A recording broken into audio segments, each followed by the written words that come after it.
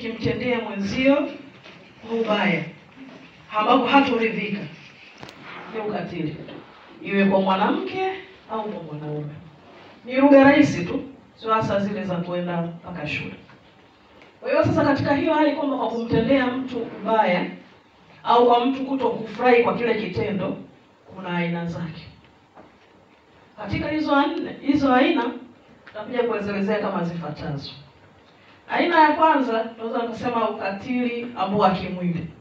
Kimwili ni ile kama kupiga kwa namna yote, kwamba ukapigwa ukatoka alama, iwe ni kee au ni mema. Hata sasa hivi pia tumepata ukatili kwenye dawati letu, mpaka wanaume pia wanapigwa na wake zao, wanakuja kushtaki, na wamama nao kadhalika.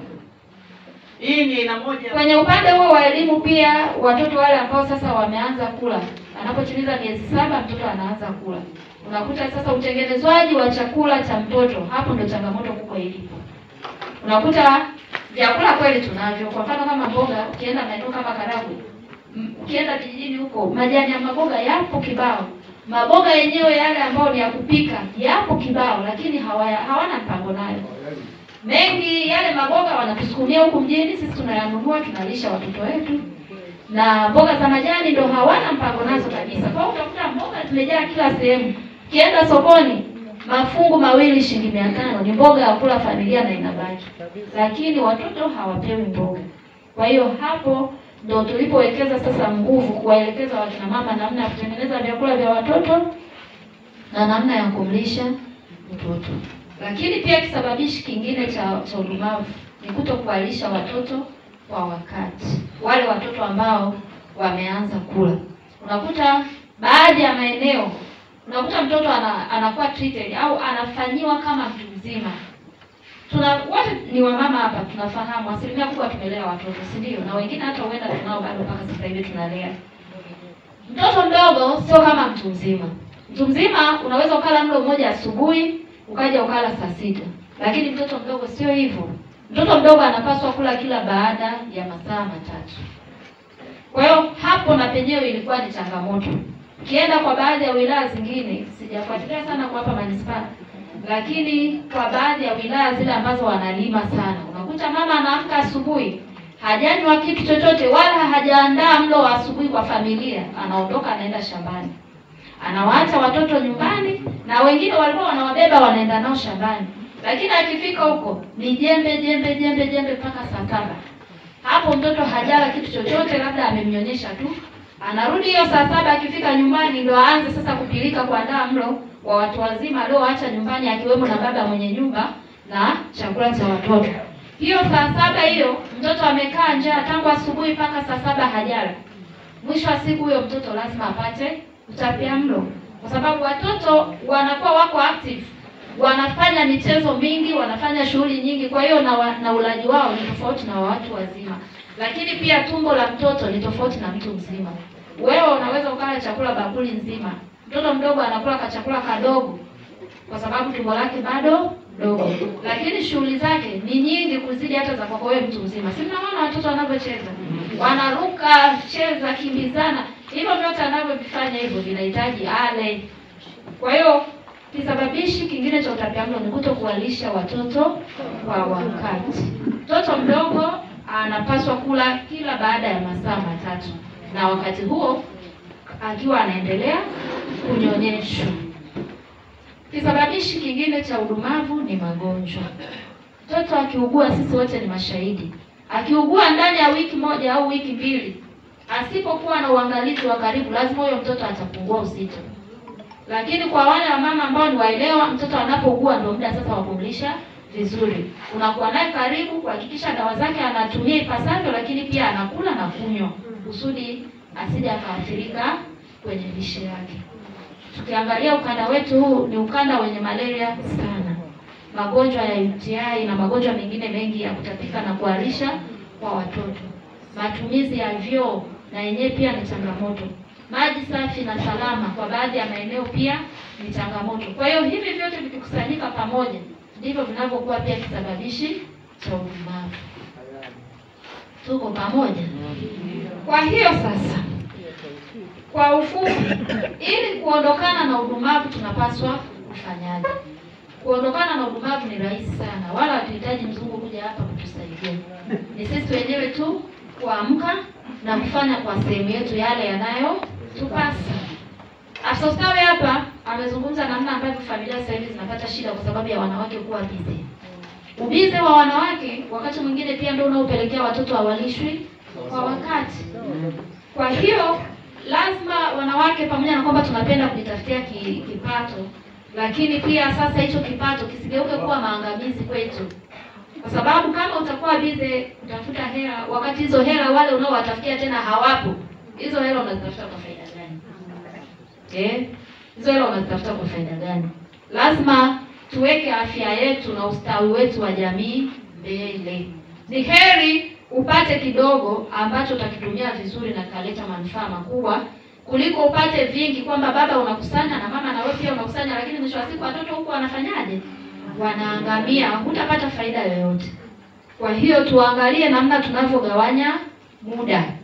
Kama una watoto wadogo, hakikisha unaanza kwanza kuwahudumia mapema kabla hujaenda kwenye pilika zako. Hakikisha kama ni chakula umeshaandaa, umekiacha nyumbani, dada au mtu ambaye anakusaidia kulea watoto au kuangalia wewe ukiwa haupo, unamwelekeza vizuri kwamba mtoto anapaswa kula hivi na hivi, na chakula nimeshakiandaa mimi mwenyewe, mama mwenye nyumba hiki hapa. Kwa hiyo kazi yako ni kufanyaje? Ni kumlisha mtoto. Lakini ukiwa kwenye shughuli zako, hakikisha pia unafanya ziara za kushtukiza nyumbani. Kwa sababu kuna wasichana wengine tunasema kwamba wanatusaidia kulea watoto, kumbe hata yale maelekezo tunaowapa juu ya kulea watoto hawayafuati. Ukirudi unakuta chupa la uji wa mtoto umeisha, maziwa yameisha, kumbe kanywa nani? Kumbe amekunywa mtu mzima mwenzio, lakini mtoto hajafanyaje? Hajanywa. Kwa hiyo utakapofanya ziara za kushtukiza, ndio wakati mwingine utakuja kugundua mambo yanayoendelea ndani ya nyumba yako. Lakini pia sasa hivi tumeshapiga hatua kiteknolojia. Kuna kitu kinaitwa CCTV. Kwa wale ambao tuna watoto nyumbani na tuko busy, ni vizuri ukafunga CCTV ndani ya nyumba yako. CCTV sasa hivi imerahisishwa. Nyumbani umefunga CCTV, ukiwa ofisini kwako, let's say ni dukani kwako hapa mjini, unaangalia, una monitor ndani ya nyumba yako ni kitu gani kinachoendelea. Baada ya muda kadhaa una retrieve, unaangalia movement za watoto, movement za dada, wageni walioingia ndani ya nyumba, unawaona hata kama hauko pale nyumbani.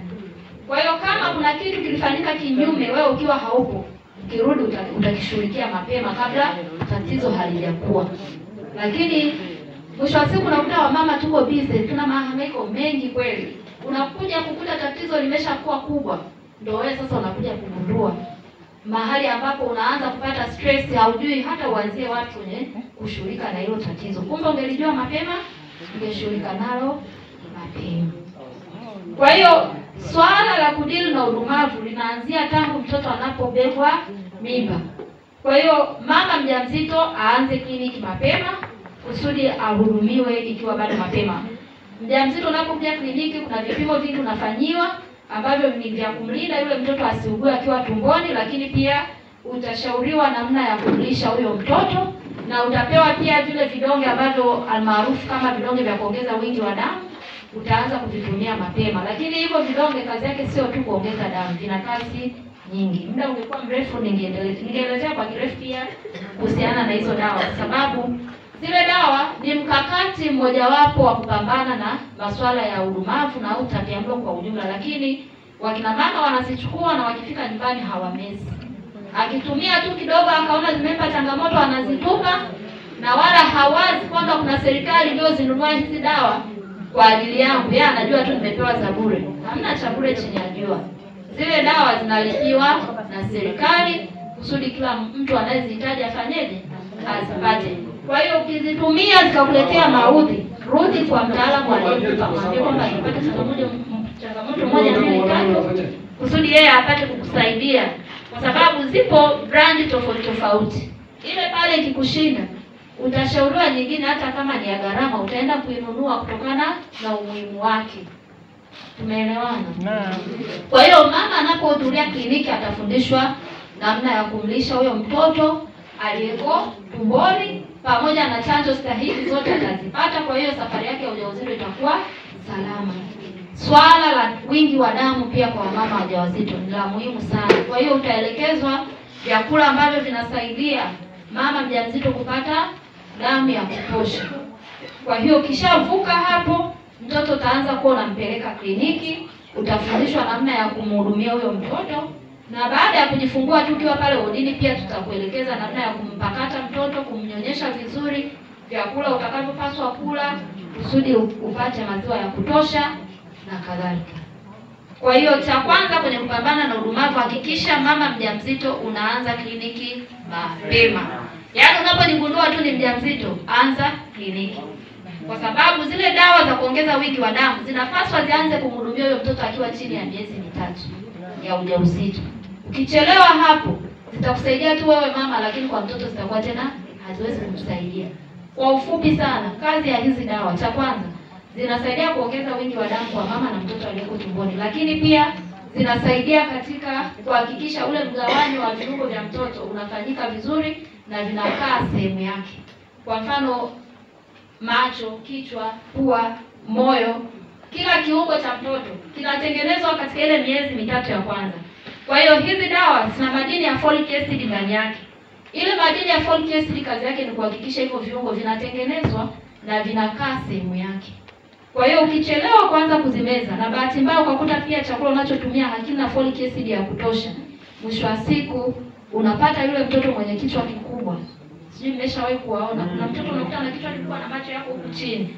Kisababishi kikubwa cha hawa watoto kupata huo ulemavu wa kichwa kikubwa ni kuto kupata folic acid ya kutosha wakati wa ujauzito. Kuna watoto wale wenye mgongo wazi. Kuna watoto wengine sasa hivi wanazaliwa unakuta hapa tumbo halijakomaa. Ukiangalia mtoto hapa unakuta unauona utumbo ndani unavyocheza. Hizo zote ni defects ambazo zinasababishwa na ukosefu wa madini ya folic acid wakati wa ujauzito. Kuna wale watoto wenye cleft palate ambao unakuta mtoto amechanika mdomo hapo.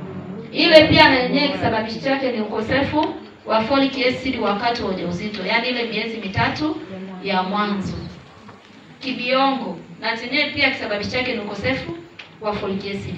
Lakini kazi nyingine ya folic acid inasaidia wakati mama anapokuja kujifungua, kondo la nyuma litoke kwa wakati. Si ulishawahi kusikia kuna mama ambaye anajifungua vizuri, mtoto anatoka, lakini kondo la nyuma linafanyaje? Linakwamia. Baadaye inabidi mama afanyiwe upasuaji ili kutoa kondo la nyuma. Na ukichelewa kufanyiwa upasuaji unafanyaje? Unaondoka. Kwa hiyo folic acid ni ya muhimu sana. Lakini kazi nyingine ya hiyo folic ni kusaidia ukuaji wa viungo vya mtoto ikiwemo na ubongo. Kwa sababu kwenye swala la udumavu kuna kudumaa akili pia. Ubongo wa mtoto unadumaa pamoja na viungo vyake vya ndani. Ndio mwisho wa siku unakuja kukuta mtu anaanza kuuma magonjwa yasiyoambukiza akiwa katika umri mdogo. Kwa hiyo kazi nyingine ya folic acid ni kwa ajili ya development ya ubongo. Kwa hiyo kisha hudumia hivyo ujauzito wako kavuka salama. Mtoto akizaliwa ni kumnyonyesha. Mama ndiye anayepaswa ale chakula ambacho ni mlo kamili, cha kutosha na cha kushiba kwa kipindi chote hicho, kusudi apate maziwa ya kutosha, lakini pia atulize akili, sababu mama akipata msongo wa mawazo inaathiri sana utengenezwaji wa maziwa. Unakuta mama wengine maziwa yanakata kabisa. Kwa sababu ya nini? Msongo wa mawazo. Kwa hiyo ndio maana wanapokuja kliniki wakati wa ujauzito tunaanza kwa cancel mapema kwamba jiandae kwa ajili ya kupokea huyu mgeni anayefanyaje? Anayekuja. Kusudi atakapokuja asije ghafla, kwa sababu akija ghafla ndio mwanzo wa kwanza kupata msongo wa mawazo. Mtoto anyonyeshwe inavyopaswa mpaka miezi 6. Chakula cha mtoto ni maziwa mama peke yake. Akimaliza huo miezi 6 anapoingia mwezi wa 7 anaanza kula vyakula vya nyongeza. Vyakula kaya. Yaani utakuta hamna chakula. Hilo ndio ukweli. Kwa hiyo tukagundua kumbe tunasema kwamba Kagera tuna vyakula, lakini ni baadhi ya familia wanavyo na kuna baadhi ya familia ambayo hawana. Na hao ndio asilimia kubwa ambao wanatusababishia sasa hii takwimu ya utapiamlo inakuwa iko juu. Na kisababishi cha kwanza kwa hiyo ni kukosa chakula. Pamoja na kukosa elimu, lakini kisababishi cha kwanza ni kukosa chakula. Kwa sababu hata kwa hali ya kawaida tu mtu aweze akakuletea vyakula vyote hapo, mfano una ndizi, una nyama, una dagaa, una samaki. Yaani kila chakula unachokihitaji kiko, alafu ushindwe kula. Useme kwamba sina elimu. Hiyo haiwezi kutokea kiurahisi. Sijui tunaelewana? Yaani utakula hata kama hautafuata ule utaratibu wa kitaalamu. Kitakachofuata hapo ni kwamba utanenepa sana, kwa sababu utakula bila kufuata miongozo ya kitaalamu, lakini sio kupata nini? Utapiamlo. Tumeelewana? Kwa hiyo kisababishi cha kwanza ni kukosekana kwa chakula kwa baadhi ya kaya.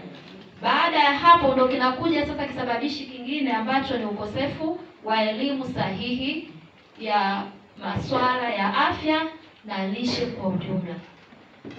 Tukija hapo kwenye masuala ya elimu, unakuta kuna wamama wengine hata kunyonyesha tu haelewi anapaswa kunyonyesha vipi. Tumewahi kukutana na hizo kesi. Unakuta itaondokaje? Ni kwa kuleta wataalamu watoe elimu. Kwa sababu kuna maeneo mengine, kwa mfano kama hapa Kagera kwetu, vyakula vipo, hatuwezi sio kwamba vipo kila sehemu, lakini vipo kwa asilimia kubwa. Hatuwezi kujilinganisha na mikoa mingine, kwa mfano Dodoma, Singida, ambapo wanaishi maeneo ya ukame. Ukienda Mtwara kule unaweza ukatafuta maziwa hata usiyapate. Lakini hapa kwetu Kagera ukienda sokoni, kila unachokihitaji unakipata. Samaki, nyama, dagaa, maziwa, vyote hivyo vinapatikana. Yaani sio vya kutafuta kwa shida kama baadhi ya maeneo kwa hapa Tanzania. Lakini changamoto inakuja, je, ni kwa nini bado tunakuwa na watoto wengi waliodumaa? Kwa sababu hata sisi wenyewe wataalamu tunapata changamoto sana kuwaelezea viongozi wetu wa ngazi ya kitaifa kwamba ni kwa nini ukanda wetu unaendelea kusumbuka na haya matatizo, kulingana na kwamba tuna hali ya hewa nzuri. Ukiangalia kama sasa hivi maeneo yote ni kijani, ukiotesha tu mboga inaota, viazi, ndizi, maharage, vyakula vyote vinastawi, lakini bado tuna changamoto. Shida ni nini?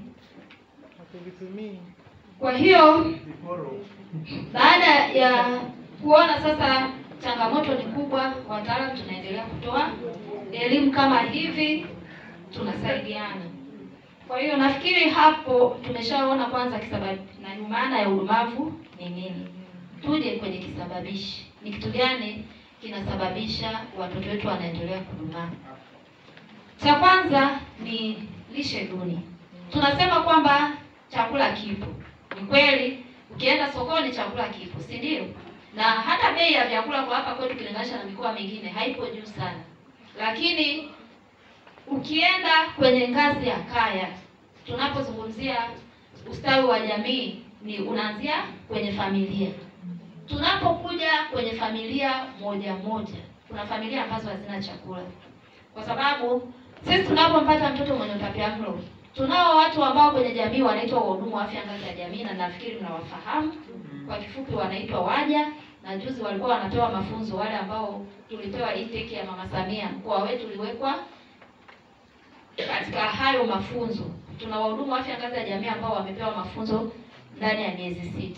Wako wengine wanakaribia kumalizia, wataingia kwenye jamii kutoa elimu. Kwa hiyo sisi watoto wenye utapiamlo tunakutana nao kwenye vituo vya tiba.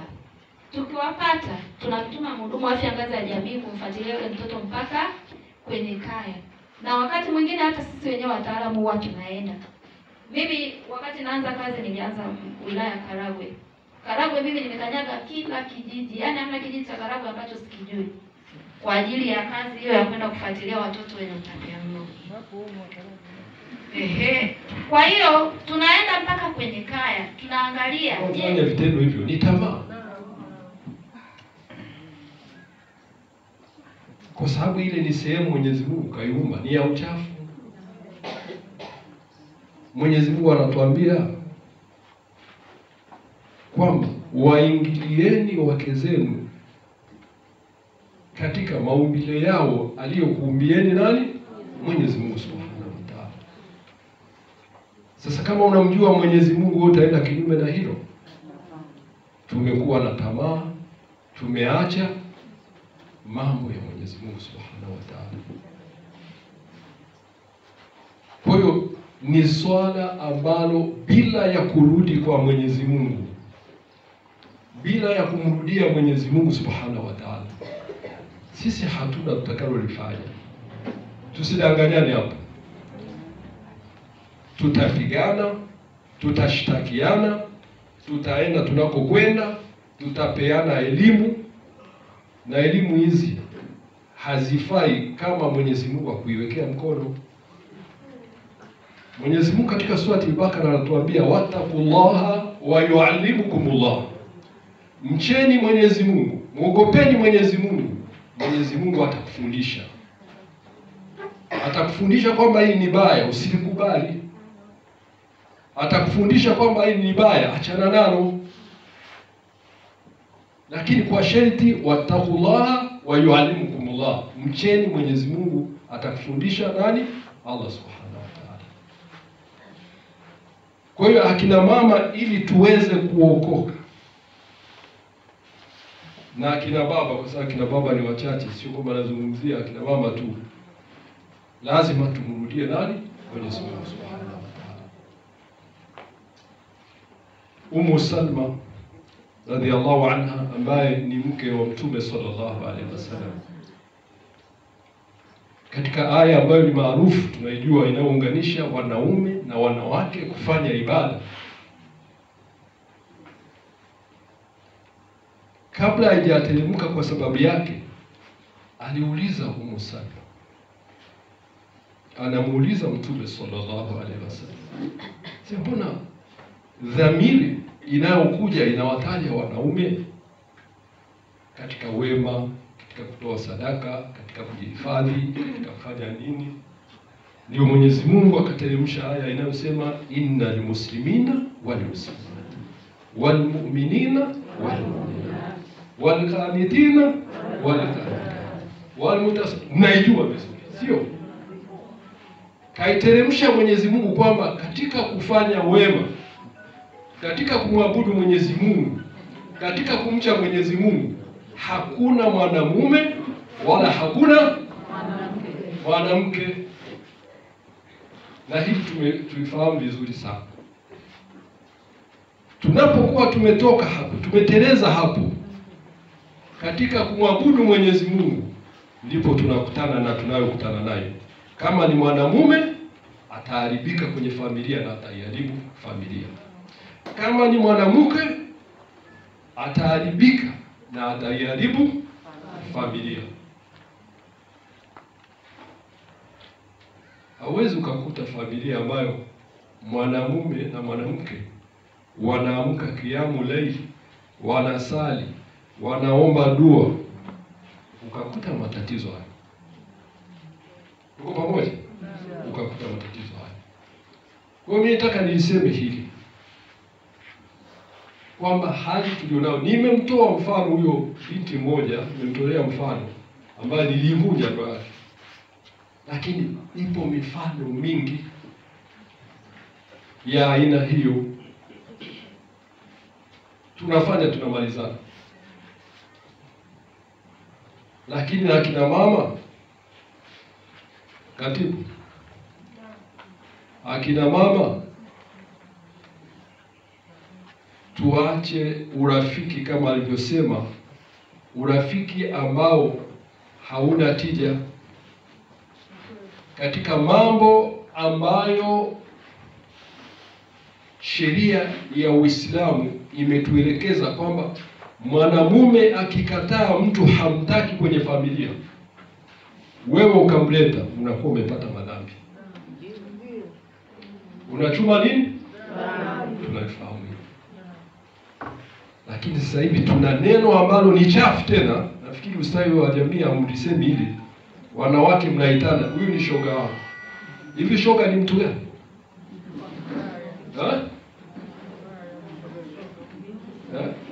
Neno la ushoga.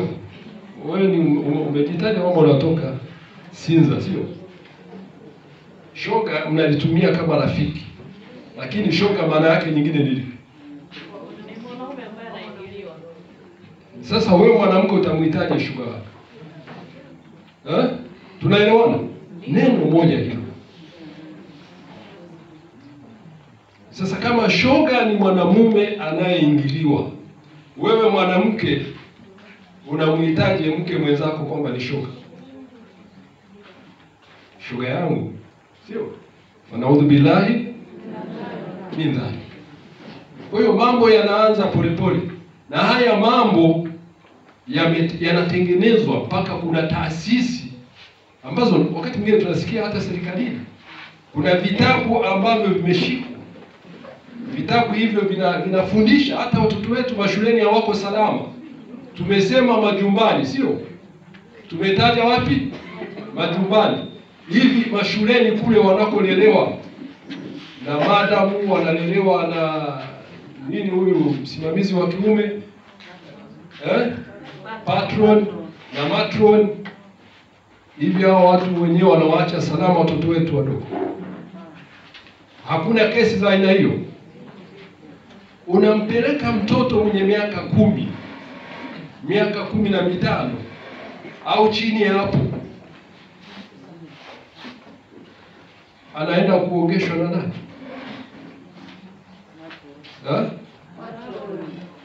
Matroni au patroni? Sio matroni au patron.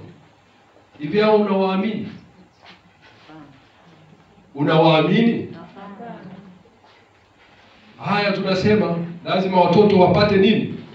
Wapate elimu, kama alivyotuambia shekhe wa wilaya. Elimu wanayoipata ni ya aina gani? Mtoto anarudi nyumbani, mimi nimeshuhudia sana. Unakuta watoto wamekaa pale hapo, hawajui cha mgeni kaingia ndani, wala hawajui cha ndani, na mzazi ameshashindwa. Mzazi ameshashindwa, hawezi kusema. Hakuna cha salamu kwamba huyu ni mgeni, hakuna cha salamu kwamba huyu ni mtu mzima. Kwa hiyo kama ni malezi tunayaharibu sisi wenyewe, lakini kwa kuacha misingi ambayo Mwenyezi Mungu Subhanahu wa Ta'ala ametuwekea tuifanye. Kwa hiyo mimi kwa sasa nimeomba, sina muda wa kutosha, lakini yako mambo mengi. Tukiingia kwenye mambo haya, Taraka amejaribu kuzungumzia kwamba watu wanatoa talaka kwenye simu, sio? Wewe wakati unaoa ulipiga simu wakakuletea mwanamke?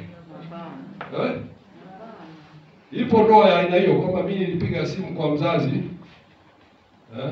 katibu wangu, mimi natoka hapo, kama kazi wako napiga simu kwamba nataka kuoa kwako, niletee mwanamke. Ipo. Sasa talaka vile vile na utaratibu inaenda. Sasa enda kwenye simu inafanyikaje? Nani anaangalia misingi ya enda? Sasa uhuni kama uhuni mwingine umeingia, tunapeana na mtu analeta masala, akija akaingia kwenye simu humu, wanasema ni Sheikh Google. Huyo anaitwa Sheikh Google. Akaingia kwenye Google, akamkutana shehe wake. Pia inatosha tu. Kwani si unaachana naye? Mlizaliwa pamoja? Naona nasema nimempata shekhe ambaye ameniambia kwamba kumbe hata taraka unaweza ukapiga simu ukanani. Ipo ni kweli ya misingi ya simu, lakini mtu yuko katika nchi ambayo hawezi kutoka kule, na jambo limepatikana hapa, limeenda kisheria, sisi tunaweza tukampigia kama makali au vyombo ambavyo vinahusika na jambo hilo, kwamba bwana, mke wako labda akapatikana na janga hili na janga hili, tumeona kwamba hawezi kuendelea kuishi na wewe, unasemaje? Na yuko katika nchi ambayo hawezi kuja huko, au kafungiwa sehemu fulani kutokana na sheria za huko, hawezi kuja.